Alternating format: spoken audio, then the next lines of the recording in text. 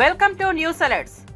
అమరావతి రాజధాని పరిధి ఎస్ఆర్ఎం యూనివర్సిటీలో జరిగిన population dynamics and development work shop నకు ముఖ్య అతిథిగా హాజరయ్యారు ముఖ్యమంత్రి Chandrababu.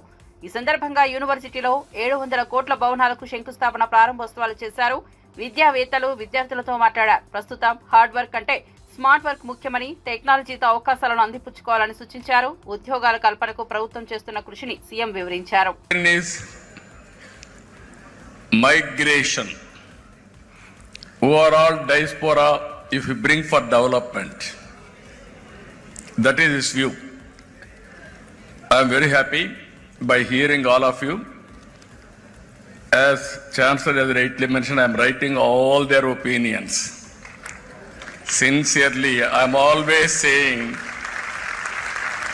I am a good listener, I am a student, continuously learning.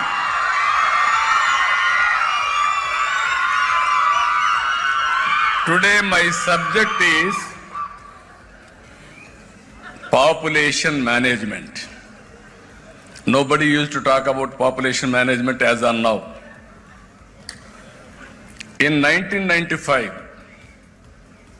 as all of you, I also thought population is growing. Land is not growing, water is not increasing, food is not increasing, there will be a big problem. Then I promoted small family, 2-child norm or 1 child. That is how I promoted. Everybody told me it's very difficult to motivate people. First of all, you have to address poverty among women. Second, you have to go for literacy. Awareness will come. Then only they will listen to you to control population. My theory at the time was, I can address all these things. Standalone system I can address. It will take years together, and also it is a vicious cycle. I had a determined approach how to reduce population. Very aggressive approach I have taken. Exactly 20 years time, I realized biggest problem of population now, aging problem, is catching very fast. Never it has happened anybody's history. One side. మాజీ ముఖ్యమంత్రి BRS అధినేత కేసీఆర్ తెలంగాణ అసెంబ్లీలో ఆయనకు BRS ఎమ్మెల్యేలు ఎమ్మెల్సీలు స్వాగతం పలికారు. అనంతరం వారితో కేసీఆర్ సమావేశమయ్యారు. అసెంబ్లీలో బీఆర్ఎస్ అనుసరించాల్సిన వ్యూహంపై ఆయన దిశానిర్దేశం చేసినట్లు సమాచారం.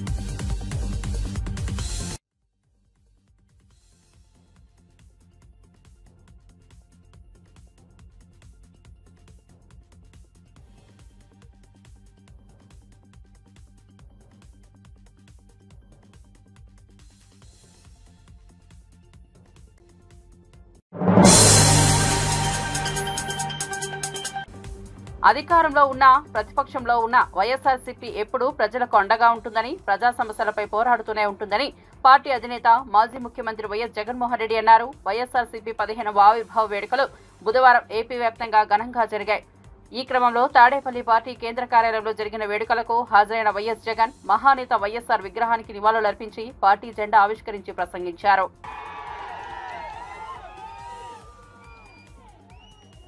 ఈ రోజు వైఎస్ఆర్సీపీకి సంబంధించిన ప్రతి కార్యకర్త కూడా గ్రామంలో ఉన్న ఏ ఇంటికైనా కూడా వెళ్ళొచ్చు, ఏ పేదవాడింటికైనా కూడా వైఎస్ఆర్సీపీ కార్యకర్త సగర్వంగా తలెత్తుకుని కాలర్ ఎగిరేసుకుని వెళ్ళే పరిస్థితి వైఎస్ఆర్సీపీకి సంబంధించిన కార్యకర్తలకు ప్రతి ఒక్కరికి ఉంది.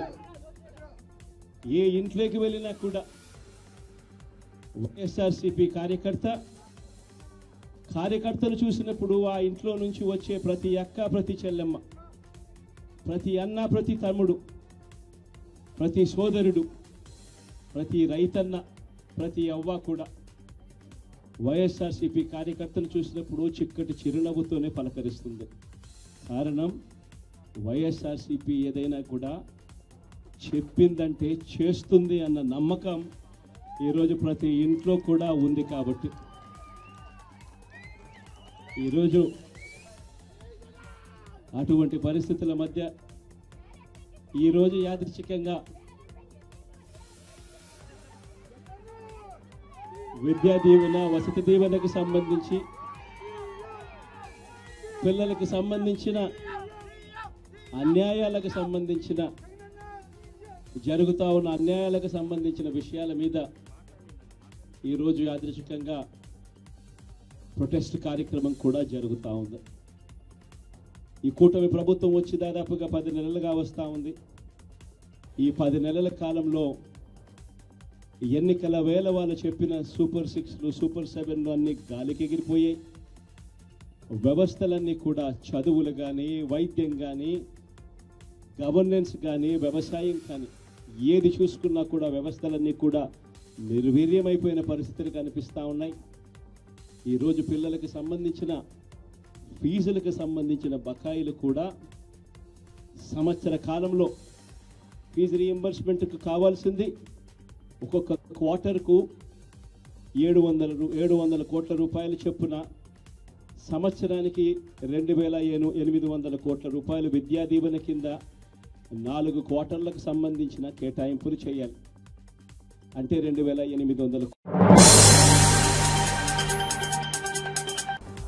తెలంగాణ చలనచిత్ర అవార్డులకు సంబంధించిన గద్దర్ అవార్డుల ప్రదానోత్సవం ఏప్రిల్లో నిర్వహించనున్నట్లు దిల్ రాజు ప్రకటించారు. గద్దర్ అవార్డుల ప్రదానోత్సవం ఎంపికపై ఇటీవల సీఎం రేవంత్ రెడ్డి విధి విధానాలు ఖరారు చేసిన విషయం తెలిసిందే. ఈ వివరాలను నిర్మాత దిల్ రాజు మీడియా సమావేశం నిర్వహించి వెల్లడించారు. ఉమ్మడి ఆంధ్రప్రదేశ్లో నంది అవార్డుల పేరిట చలనచిత్ర పురస్కారాలు ఇచ్చేవారని, తెలంగాణ ప్రత్యేక రాష్ట్రం ఏర్పడ్డాక ఈ కార్యక్రమం జరపలేదని తెలిపారు. ఈ క్రమంలో 2014 నుంచి 2023 వరకు విడుదలైన చిత్రాల్లో ప్రతి ఏడాదికి సంబంధించిన ఒక ఉత్తమ చిత్రానికి అవార్డు ఇస్తామని ప్రకటించారు. సీఎం రేవంత్ రెడ్డి కోరిక మేరకు హైదరాబాద్ ను ఇంటర్నేషనల్ హబ్ గా మార్చడానికి, సినిమా రంగాన్ని కూడా అంతర్జాతీయ స్థాయిలో అభివృద్ధి చేయడానికి కృషి చేస్తున్నామని అన్నారు.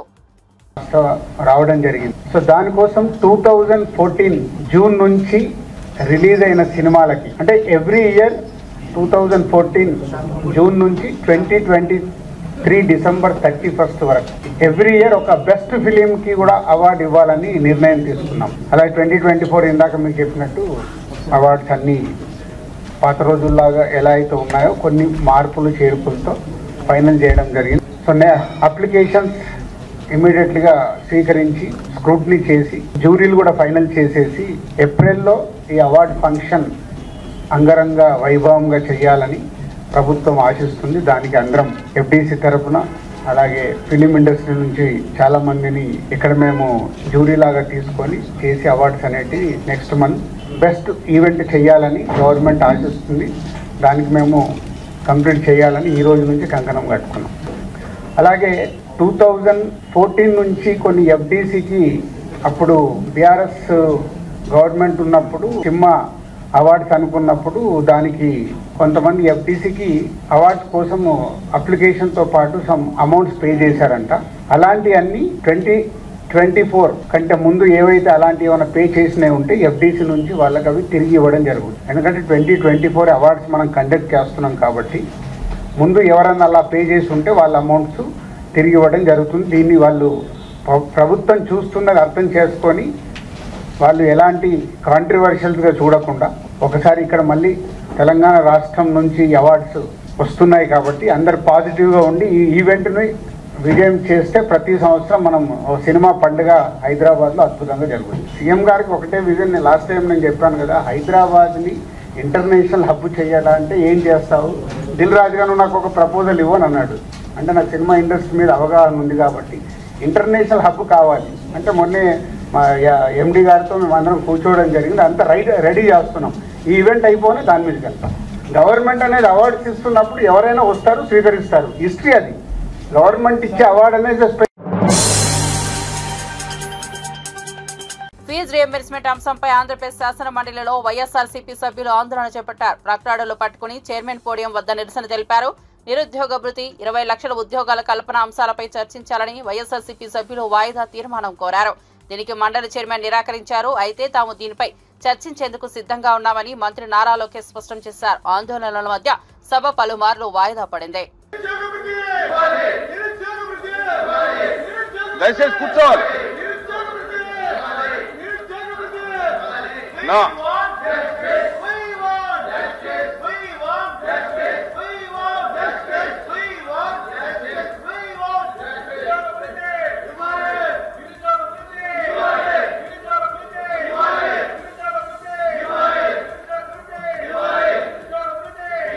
అధ్యక్ష వాస్తవంగా మీరు ఒకసారి చూస్తారు అధ్యక్ష మాట్లాడుతున్నారండి. మీరు అడిగేదాన్ని మీరు మాట్లాడుతున్నారు, మాట్లాడినివ్వండి. మంత్రి గారు మాట్లాడినివ్వండి. అధ్యక్ష ఒకరు పెద్ద నాకు చెప్పాడు అధ్యక్ష, కోర్టులో జడ్జి గారు ఉన్నారు అధ్యక్ష. ఒక నిందితుడిని తీసుకెళ్లారు. ఆ నిందితుడు వెళ్ళి జడ్జి ముందర ఓ అని ఏడ్చాడు అధ్యక్ష. మాకు అమ్మ నాన్న లేరు, నాకు అన్యాయం జరిగిపోతుంది, నాకు క్షమించండి అని జడ్జి గారిని అడిగి, జడ్జి గారు పోలీసు వైపు చూసి ఎందుకే పాపం అనాథుని తీసుకొచ్చి ఇట్లా ఇబ్బంది పెడుతున్నారంటే పోలీసులు చెప్పారు అధ్యక్ష, తల్లి తండ్రిని చంపింది ఈడే, అందుకే తీసుకొచ్చి మీ ముందర నిలబెట్టాడు. అధ్యక్ష ఇది ఎట్టుందంటే గతంలో ఫీజు రీఎంబర్స్మెంట్ చేయలేదు అధ్యక్ష. 4,500 కోట్ల రూపాయలు బకాయిలు పెడతారు, దానిపైన ధర్నా అంటారు అధ్యక్ష. వాళ్ళే కరెంట్ ఛార్జీలు పెంచుతారు, దానిపైన ధర్నా అంటారు. ఎట్లా అధ్యక్ష ఇది? ఎందుకు 4,500 కోట్ల రూపాయలు బకాయిలు పెట్టారు చెప్పమనండి. డిస్కస్ చేద్దాం అధ్యక్ష. చర్చకి సిద్ధంగా ఉన్నాం. షార్ట్ డిస్కషన్ ఉంది, దానిపైన చర్చిద్దాం అధ్యక్ష. అన్ని విషయాలు చర్చిద్దాం. ఫీ రీఎంబర్స్మెంట్ గురించి మాట్లాడదాం, వాళ్ళ వల్ల ఎన్ని ఉద్యోగాలు పోయినా మాట్లాడదాం. చర్చకి ప్రభుత్వం సిద్ధంగా ఉంది. సాయంత్రం షార్ట్ డిస్కషన్ ఉంది, డిమాండ్స్ మూవ్ చేస్తున్నాం, దాంతో డిస్కస్ చేద్దాం. Thank you. ప్లీజ్ 1 మినిట్ ఒక్క నిమిషం వినండి ప్లీజ్ వినండి ప్లీజ్.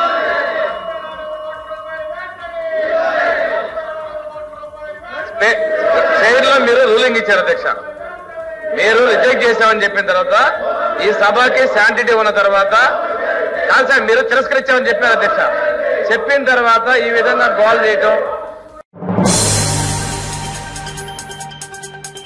లిక్కర్ కుంభకోణంపై మాజీ రాజ్యసభ సభ్యుడు విజయసాయిరెడ్డి సంచలన వ్యాఖ్యలు చేశారు. ఆయన విజయవాడలో మీడియాతో మాట్లాడారు. లిక్కర్ స్కామ్ లో సూత్రధారి, పాత్రధారి రెండు కసిరెడ్డి రాజశేఖర్ రెడ్డి అని కుండ బద్దలు కొట్టారు. దీని గురించి మరిన్ని వివరాలు సమయం వచ్చినప్పుడు బయట పెడతానని హాట్ కామెంట్స్ చేశారు. భయం అనేది నా బ్లడ్ లోనే లేదు, ఎవరికి భయపడే రకం కాదు. గతంలో నాయకుడిపై భక్తి, గౌరవం ఉండేది. ఇప్పుడు ఆ భక్తి దేవుడి మీద ఉంది. జగన్ నాకు పదవులు ఇచ్చాడు కాదనను, కానీ ఆ పార్టీలో అనేక అవమానాలు పడ్డాను. కోటరీ వల్లే నేను జగన్ కు దూరం అయ్యాను. జగన్ మనసులో నాకు చోటు లేదని తెలిసాకే వీడాలని నిర్ణయించుకున్నాను. కోటరీ మాటలు వినొద్దని అనేకసార్లు జగన్ కు చెప్పాను, అయినా వినలేదని విజయసాయిరెడ్డి ఆసక్తికర వ్యాఖ్యలు చేశారు. తప్పకుండా ఏకీభవించకుండా ఉండేదానికి ఏముంది దాంట్లో. ఈ కోటరీ వల్లనే నేను ఆయనకి దూరం అయ్యా. నేను ఇంకోటి, ఆయన జగన్మోహన్ రెడ్డి గారితో నేను మాట్లాడినప్పుడు నేను చాలా స్పష్టంగా చెప్పా, సార్ మీ మనసులో నాకు స్థానం లేదు, నా మనసు విరిగిపోయింది. మీ మనసులో స్థానం లేనప్పుడు ఈ పార్టీలో కొనసాగాల్సినటువంటి అవసరం నాకు లేదు, కాబట్టే నేను ఈ పార్టీ వదిలి వెళ్లిపోతున్నాను. మీ చుట్టూ ఉండే వాళ్ళ చెప్పుడు మాటలు విని మీరు తప్పుదోవ పట్టొద్దు. మీకు ఎవరు నిజాలు చెప్తున్నారు, ఎవరు అబద్ధాలు చెప్తున్నారు అన్నటువంటిది మీరు పూర్తిగా అర్థం చేసుకోండి. అర్థం చేసుకొని మీరు నిర్ణయాలు తీసుకోండి. అప్పుడు మీరు ప్రజలకు ఉపయోగపడతారు. మీరు నాయకులు, అధినాయకులు, ముఖ్యమంత్రిగా 5 సంవత్సరాలు పనిచేసినటువంటి అనుభవం ఉంది. భవిష్యత్తులో కూడా మీరు ఇంకా ప్రజలకు సేవ చేయాలి. కాబట్టి ఈ చుట్టూ ఉండేటటువంటి వాళ్ళ మాటలు వినవద్దు అని నేను ఫోన్లో మాట్లాడినప్పుడు లండన్కి నేను చాలా స్పష్టంగా చెప్పాను. నా మనసు విరిగిపోయింది కాబట్టే నేను పార్టీ నుంచి బయట వచ్చాను. కానీ విరిగిన మనసు అతకదు కాబట్టి నేను పార్టీ నుంచి వెళ్ళిపోయాను. తిరిగి ఆ పార్టీలో వైఎస్ఆర్ కాంగ్రెస్ పార్టీలో చేరేటటువంటి ఉద్దేశం నాకు లేదు. గర్వాపసి అన్నటువంటిది అప్లై కాదు, నా మనసులో లేదు. మీరేమన్నా రికమెండ్ చేస్తున్నారా? నేనేం చెప్పాను? నేను వ్యవసాయం చేసుకుంటానని చెప్పాను. వ్యవసాయం చేసుకుంటున్నాను. దాని మీద కూడా మీరు పత్రికల వాళ్ళు చాలా కామెంట్స్ చేసినారు. ఈ వ్యవసాయదారుడు ఏందయ్యా ప్యాంట్ వేసుకొని టచ్ ఇన్షర్ట్ చేసుకొని ఏం వ్యవసాయం చేస్తాడని అన్నారు. అంటే వ్యవసాయదారులు మంచి చొక్కా మంచి ప్యాంట్ వేసుకోకూడదా మీ దృష్టిలో?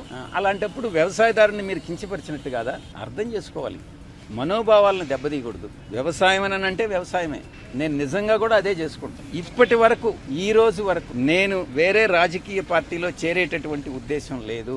ఇటువంటి వాళ్ళు ఏదైతే నా మీద నిందలు మోపుతున్నారో, ఎవరైతే నిందలు మోపుతున్నారో వాళ్ళందరినీ కూడా నేను భవిష్యత్తులో, ఇప్పుడు నేను సిఐడికి యథార్థాలు చెప్పాను, వాస్తవాలు చెప్పాను, ఎవరు దీనిలో ఇన్వాల్వ్ అయ్యారన్నటువంటి విషయం చెప్పాను. నేను అదే చెప్పాను. కర్త, కర్మ, క్రియ 3 కూడా విక్రాంత్ రెడ్డి అనే విషయం చెప్పాను. నాకు తెలిసి జగన్మోహన్ రెడ్డి గారి ప్రమేయం లేదని చెప్పాను. నేను వాస్తవాలు చెప్పాను. అదే విధంగా భవిష్యత్తులో నా మీద ఎటువంటి ఆరోపణలు చేసినా నేను దేవుడు సాక్షిగా వాస్తవాలే చెప్తానని మీ అందరి ముందు తెలియజేసుకుంటా ఉన్నా. వైసీపీ ఆవిర్భావ దినోత్సవం సందర్భంగా పల్నాడు జిల్లా రెంటచింతలలో వైఎస్ఆర్సీపీ విగ్రహానికి నివాళులర్పించేందుకు వచ్చిన మాజీ ఎమ్మెల్యే పిన్నెల్లి రామకృష్ణారెడ్డిని పోలీసులు అడ్డుకున్నారు. మీకు అనుమతి లేదు, ఊర్లోకి రావద్దంటూ వారించారు. ర్యాలీ చేయకుండా, మైకు వాడకుండా పూలదండ వేసి వెళ్తామని చెప్పినా పోలీసులు ఒప్పుకోలేదు. చేసేదేమీ లేక పిన్నెల్లి వెనుదిరిగారు. మైక్ పర్మిషన్ లేదు.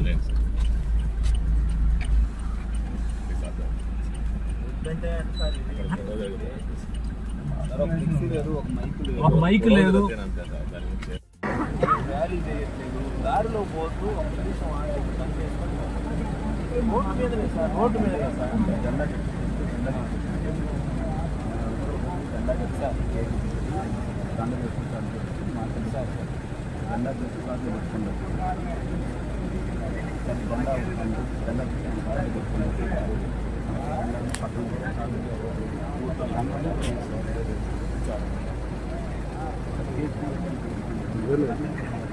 సార్ మరి ఇది ఇంత అన్యాయం అయితే ఎట్లా సార్? కనీసం ఇంకా రేపు మేము అసలు రోడ్డు మీద కూడా తిరగొద్దు అంటారు, అంతేనా?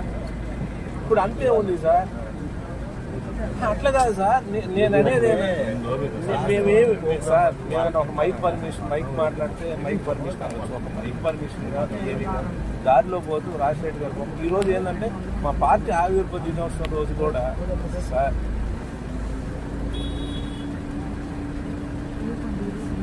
సార్ సార్ అసలు లాస్ట్ 5 years వాళ్ళ కార్యక్రమాలు ఏదన్నా సరే ఒక డిపార్ట్మెంట్లో ఎవరైనా మీ డిపార్ట్మెంట్ ఎప్పుడైనా ఆపించాలి? ఎప్పుడన్నా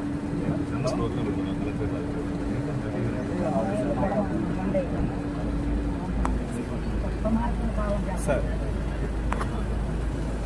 సార్ సార్ సార్ సార్ మీ మీద గౌరవం ఉంది, నాకు తెలుసు సార్. మేము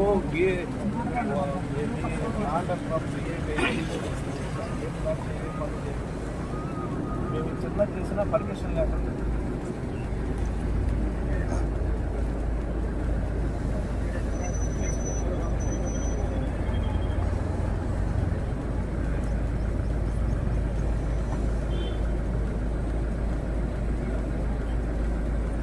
మార్నింగ్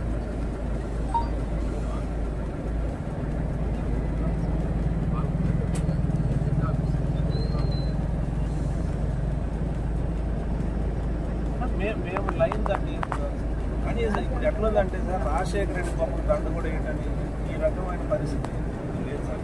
నేను 20 ఏళ్ళ నుంచి ఎమ్మెల్యే ఉన్నాను. నేను జనవరిలోనే జాబ్ క్యాలెండర్ ఇస్తామన్న నారా లోకేష్ అన్నారని, అయితే ఇప్పుడు అదే విషయంపై ప్రశ్నిస్తే సమాధానం చెప్పకుండా మార్షల్స్ ను పెట్టి ప్రభుత్వం వ్యవహరించడం దుర్మార్గమని ఎమ్మెల్సీ బొమ్మి ఇజ్రాయెల్ విమర్శించారు. బాబొస్తే జాబు అన్నారు, భవిష్యత్తుకు గ్యారంటీ అన్నారు. ఇప్పుడు ఏమైందంటూ ఆయన ప్రశ్నించారు. ఈరోజు శాసన మండలిలో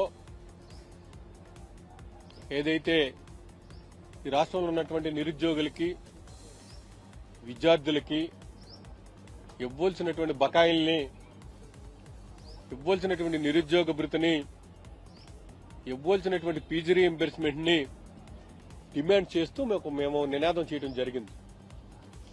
ప్రభుత్వం ఎంత నిరంకుశత్వంగా, నియంత్రితంగా వ్యవహరించిందంటే, ఉన్న సభ్యులు మేము ఎంతమంది ఉంటే అంతమంది కంటే ఎక్కువ మార్షల్స్ ప్రవేశపెట్టి మా యొక్క డిమాండ్ని వినిపించకుండా ప్రజల పక్షాన పోరాటం చేస్తున్నటువంటి మమ్మల్ని ఈవేళ చాలా దారుణంగా వ్యవహరించిందని చెప్పేసి తొందరగా తెలియజేస్తున్నారు. ఆ రోజుని బాబు గారు వస్తే జాబ్ వస్తుందన్నారు, బాబు షూరిటీ అన్నారు, భవిష్యత్తుకి గ్యారంటీ అన్నారు. మరి ఎవరికి భవిష్యత్తుకి గ్యారంటీ ఇచ్చారో ఇప్పటి వరకు ప్రభుత్వం. చంద్రబాబు అధికారంలోకి వచ్చినప్పుడల్లా ఎన్నికల వాగ్దానాలు అమలు చేయకుండా ప్రజలను మోసం చేస్తున్నారని వైఎస్ఆర్సీపీ ఎమ్మెల్సీ డాక్టర్ కుంభ రవిబాబు విమర్శించారు. మొదటి సంతకం డీఎస్సీపై అంటున్నారు, కానీ మోసం చేస్తున్నారంటూ నిరుద్యోగుల నిరాశపై స్పందించారు. ప్రజల తరపున మండలిలో గలం విప్పితే అధికార పార్టీ తమపై బల ప్రయోగం చేసిందని ఆరోపించారు. ఉద్యోగులకి 30 లక్షల వరకు ఉద్యోగాలు కల్పిస్తాను, నిరుద్యోగులకి దాదాపు 20 లక్షల కోట్ల పెట్టుబడులు వస్తున్నాయి అని హామీ ఇవ్వడం జరిగింది. అలాగే ఈ ఎన్నికల సందర్భంలో కూడా 20 లక్షల మందికి ఉద్యోగాలు కల్పిస్తాం. ఉద్యోగాలు ఇవ్వలేకపోయిన పక్షంలో నిరుద్యోగులందరికీ కూడా నెలకి 3,000 చొప్పున నిరుద్యోగ భృతి కల్పిస్తామని ఎన్నికల సందర్భంలో మాట ఇచ్చి, హామీ ఇచ్చి, అనేక రకాలుగా మాయమాటలు చెప్పి అధికారంలోకి వచ్చినటువంటి వెంటనే ఇచ్చిన మాట నిలబెట్టుకోలేక అబద్దాలపు ప్రచారాలతోటి ఈ ప్రభుత్వం ముందుకెళ్తుంది.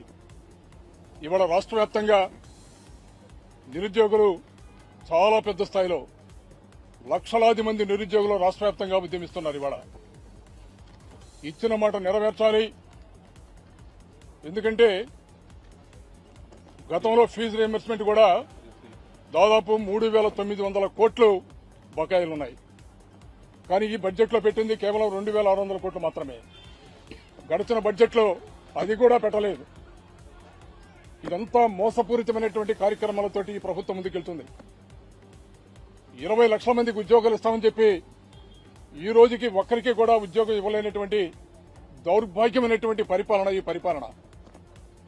ఫీజు రీయింబర్స్మెంట్ కనుక 20 లక్షల మంది విద్యార్థులకు ఇస్తే 7,200 కోట్ల రూపాయలు ఈ సంవత్సరానికి ఇవ్వాలి. గడిచిన సంవత్సరం 7,200 కోట్ల రూపాయలు ఇవ్వాలి.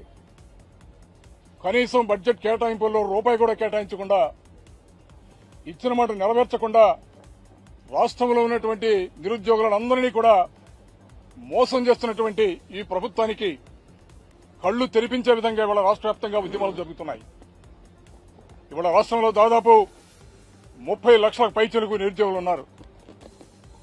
కూటమి ప్రభుత్వం చంద్రబాబు నాయుడు గారి అధికారంలోకి వచ్చినటువంటి వెంటనే 20 లక్షల మందికి ఉద్యోగాలు కల్పిస్తామన్నారు.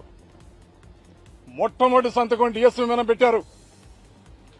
అనేక సందర్భాల్లో, ఎన్నికల సందర్భంలో చంద్రబాబు నాయుడు గారు మాట్లాడుతూ ప్రభుత్వం అధికారంలోకి వచ్చినటువంటి వెంటనే మొట్టమొదటి సంతకం డీఎస్సీ మీద పెడతామని చెప్పారు. మరి ఇప్పటికీ దాదాపు 10 నెలలుగా వస్తుంది. ఏమైంది మీరు ఇచ్చినటువంటి వాగ్దానం? లక్షలాది మంది నిరుద్యోగులు. కూటమి ప్రభుత్వం హామీలను గాలికొదిలేసి విద్యార్థులను, నిరుద్యోగులను దారుణంగా మోసం చేసిందని, వాళ్ల తరపున ఎలాంటి పోరాటానికైనా తాను సిద్దమని ఏపీ శాసన మండలిలో ప్రతిపక్ష నేత బొత్స సత్యనారాయణ ఉద్ఘాటించారు. ఫీజు రీయింబర్స్మెంట్ బకాయిలు చెల్లించాలంటూ వైఎస్ఆర్సీపీ ఎమ్మెల్సీలు నినాదాలతో మండలిని మారుమోగించేలా చేశారు. ఈ క్రమంలో మార్షల్స్ ను ప్రయోగించే ప్రయత్నం చేయగా ఆ ప్రయత్నానికి నిరసనగా ఎమ్మెల్సీలు వాకౌట్ చేశారు. అనంతరం బొత్స మీడియాతో మాట్లాడుతూ ఇది అసమర్థ ప్రభుత్వం, రాష్ట్రంలో విద్యార్థులు, నిరుద్యోగులను ప్రభుత్వం మోసం చేసిందని నిలదీశారు. మీ అందరికీ ప్రశ్నిస్తున్నాను. గత డిసెంబర్లో, ఎన్నికల ముందు డిసెంబర్ వరకు ఆనాడు ఉన్న మా ప్రభుత్వం అనా పైసలతో సహా చెల్లించిన విషయం వాస్తవం కాదని అడుగుతున్నాను. డిసెంబర్ తర్వాత ఆ తామ్యాక్యం ఇద్దామంటే ఎన్నికల కమిషన్ ఇవ్వడానికి వీల్లేదని చెప్తే అది బకాయి పడింది. దాని తర్వాత ఎన్నికల్లో వచ్చిన ఆ మంది బకాయి పడింది. ఆ తర్వాత ఈ ప్రభుత్వం వచ్చిన తర్వాత అవి బకాయిలు పడ్డాయి తప్ప మా దగ్గర ఇక్కడ ఏ త్రైమాక్షం ఆ త్రైమాక్షమే మేము ఫీజు రింబర్స్ ఇచ్చిన నేపథ్యం. దాంతోపాటు గత ప్రభుత్వం ఇవ్వాల్సిన బకాయిలు కూడా తీర్చిన వైనం. ఈ రకంగా విద్యార్థుల్ని చదువుకున్న విద్యార్థులు ఇబ్బంది పెడుతున్నారు. నిరుద్యోగ యువతని మోసం చేశారు. అడిగితే ఎక్కడా కూడా దానికి సమాధానం లేదు. ఒక విషయాన్ని మనం చేస్తాను, ఆ జాబ్ క్యాలెండర్ని ఎప్పుడైనా ఇవ్వడానికి ప్రయత్నం చేస్తుందా ఈ ప్రభుత్వం? మేము చేశాం, ఉద్యోగాలు ఇచ్చాం. ప్రభుత్వ ఉద్యోగాలు 2 లక్షల మంది ప్రభుత్వ ఉద్యోగాలు ఇచ్చాం. ప్రైవేట్ ఎంప్లాయ్మెంట్ ఇచ్చాం. చిన్న పరిశ్రమలు ఇచ్చాం, పెద్ద పరిశ్రమలు ఇచ్చాం. యువతకు ఏదో ఒక అవకాశాన్ని కల్పించాం. కానీ ఈ ప్రభుత్వం మాటలు తప్ప గాలి తప్ప వాస్తవంగా ఏ ఒక్కటి కూడా చేయట్లేదు. పైపెచ్చు తిరిగి మా మీద దాడి చేస్తుంది. సామాన్య ప్రజానీకం కోసం, యువత కోసం, నిరుద్యోగ సోదరుల కోసం, మహిళల కోసం, రైతు కోసం, రైతు కూలీ కోసం మేము వచ్చి గొంతెత్తి అడుగుతుంటే మా మీద మార్షల్తోని మా మీద దాడి చేయించి మా మీద మార్షల్తో వచ్చి మాతో చేయిస్తారా?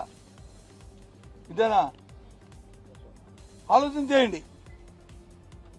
గత ప్రభుత్వంలో సభలో చేసిన తెలుగుదేశం పార్టీ చేసిన గందరగోళం గాని, వాళ్ళ అప్రసాదమైన చర్యలు గాని ఈ కాలంలో చట్టాన్ని చేతితో తీసుకోకుండా చట్ట ప్రకారం రాజ్యాంగబద్దంగా ప్రజల పక్షాన్ని పోరాడుతున్న మా అందరినీ ఈ రకంగా తెలంగాణ బడ్జెట్ అసెంబ్లీ సమావేశాలు ప్రారంభమయ్యాయి. ఉభయ సభల్లో గవర్నర్ జిష్ణుదేవ్ వర్మ చేసిన ప్రసంగంపై బీఆర్ఎస్ ఎమ్మెల్యే కేటీఆర్ సంచలన వ్యాఖ్యలు చేసిన విషయం తెలిసిందే. కాగా కేటీఆర్ వ్యాఖ్యలపై తీవ్ర ఆగ్రహం వ్యక్తం చేసిన PCC chief Mahesh Kumar Goud governor ప్రసంగాన్ని కించపరిచేలా మాట్లాడారంటూ మండిపడ్డారు. బీఆర్ఎస్ నాయకులకు అధికారం పోయినా అహంకారం తగ్గలేదని అసహనం వ్యక్తం చేశారు. గవర్నర్ కు కేటీఆర్ తక్షణమే క్షమాపణ చెప్పాలని మహేష్ కుమార్ గౌడ్ డిమాండ్ చేశారు. ప్రతిపక్ష నేతగా కేసీఆర్ అసెంబ్లీకి రావడాన్ని స్వాగతిస్తున్నామని ఆయన పేర్కొన్నారు. పాలనకు సంబంధించి ప్రజలకు ఉపయోగపడే సలహాలు ప్రభుత్వానికి సూచిస్తే తప్పక తీసుకుంటామని మహేష్ కుమార్ గౌడ్ అన్నారు.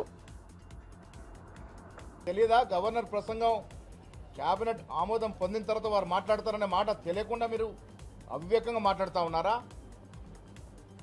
గవర్నర్ మాట్లాడిన అంశాలన్నీ కూడా ఇవాళ ఈ రాష్ట్రంలో ఉన్నట్టు కాంగ్రెస్ పార్టీ, కాంగ్రెస్ ముఖ్యమంత్రి, కాంగ్రెస్ మంత్రివర్గం చేస్తున్నటువంటి పలు ప్రజా సంక్షేమ అభివృద్ధి కార్యక్రమాల మీద గవర్నర్ గారు మాట్లాడడం జరిగింది.